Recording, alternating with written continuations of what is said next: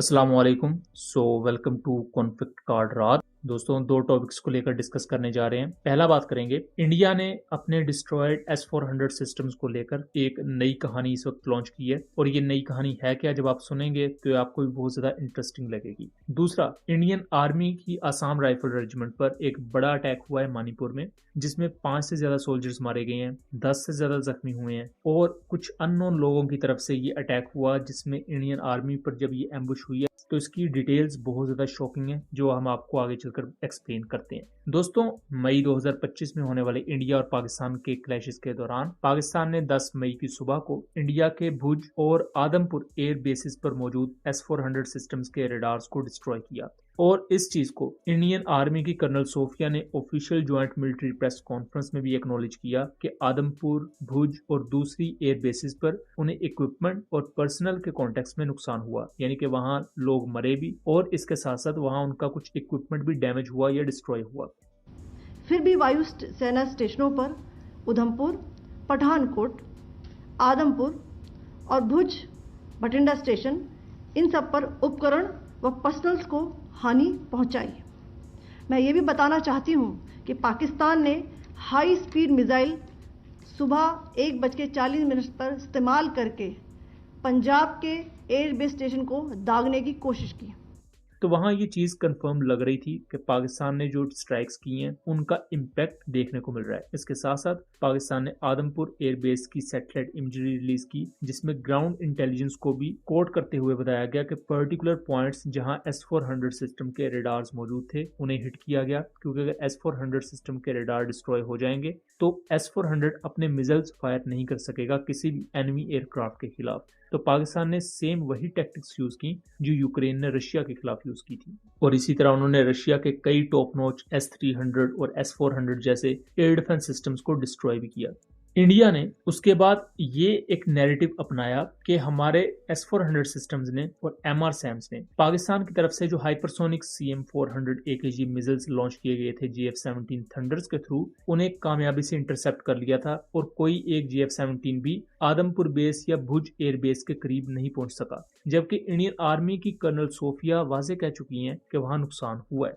अब इसके बाद एक नई कहानी लॉन्च की गई है इंडिया की तरफ से। शायद पहले वाली बॉलीवुड की स्क्रिप्ट उन्हें अच्छी नहीं लगी, जिसकी वजह से उन्होंने एक नई बॉलीवुड स्क्रिप्ट बनाने का फैसला किया। यहाँ अब इंडियन एयरफोर्स के ऑफिशियल सोर्सेज ये कहते हैं कि GF-17 थंडर्स की तरफ से फायर किए गए 2 CM-400 AKG Adampur air base की 2 जगह पर गिरी, लेकिन उन 2 जगह पर S-400 सिस्टम नहीं था। पहले इंडिया कह रहा था कि उन्होंने मिसाइल्स को गिरने से पहले इंटरसेप्ट कर लिया। अब कह रहे हैं कि मिसाइल्स एयर बेस पर आके गिरी, लेकिन हमने S-400 पहले ही वहां से मूव कर लिया था। जबकि Pakistan air force officially satellite imagery दिखा चुकी है, उस पर्टिकुलर लोकेशन को दिखा चुकी है जहां चीज बोर्ड रेडार S-400 का मौजूद था। और पाकिस्तान एयरफोर्स के एयर वाइस मार्शल औरंगजेब ने ये कंफर्म किया कि हमने उस पर्टिकुलर एरिया को स्ट्राइक किया। अगर 10 मई को वो पर्टिकुलर कैमोफ्लाज एरिया जहां चीज बोर्ड रेडार मौजूद है वो मूव नहीं किया था, तो उसी दिन तो पाकिस्तान ने स्ट्राइक की। तो ये जो सिस्टम्स होते हैं ये विद इन मिनट्स आप मूव नहीं कर सकते। इन्हें अगर आपने मूव भी करवाना है तो आपको कुछ घंटे का टाइम चाहिए होता है।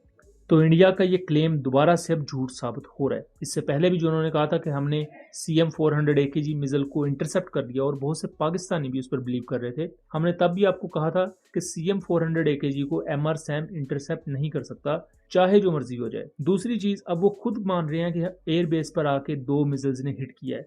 अब हो सकता है कुछ माह बाद या कुछ हफ्तों बाद वो ये भी मान जाएं कि S-400 के फलां सिस्टम पर डिस्ट्रक्शन हुई थी, लेकिन S-400 सिस्टम पर डिप्लॉयड एक इंडियन मिलिट्री पर्सनल वो मारे गए थे और इंडियन लोकल मीडिया ने भी उनको रिपोर्ट किया था। उसकी ये रिपोर्ट आप यहाँ देख सकते हैं। अब दूसरे टॉपिक की तरफ दोस्तों आ जाते हैं। मणिपुर के एरिया में, जो कि खाना जंगी का ऑलरेडी शिकार है, ऑलमोस्ट इसको 1.5-2 साल हो चुका है, वहां एक बहुत बड़ी एम्बुश हुई है इंडियन आर्मी पर। यहाँ इंडियन आर्मी की एक कॉन्वॉय को अटैक किया गया है, और ये कॉन्वॉय जो अटैक हुआ है ये नंबोल के रीजन में है, मणिपुर में। वहां अननोन इंसर्जेंट ग्रुप की तरफ से आईडी ब्लास्ट, इसके साथ साथ फायरिंग की जाती है। और इनिशियल रिपोर्ट्स के मुताबिक, जब मैं ये वीडियो रिकॉर्ड कर रहा हूं, तो 4 से 5 इंडियन सोल्जर्स कंफर्म्ड मारे गए हैं, 4 से लेकर 6 के दरमियान जख्मी हैं। और कुछ सोर्सेज के मुताबिक 10 से ज्यादा सोल्जर जख्मी हैं, क्योंकि ये प्रॉपर कॉन्वॉय था जो उस एरिया से गुजर रहा था। अब इंडिया के अंदर कुछ सोर्सेज कह रहे हैं कि असम के रेबिलियन ग्रुप जैसा कि UKFAI जैसी तंजीमें हैं, उन्होंने ये अटैक कंडक्ट किया है,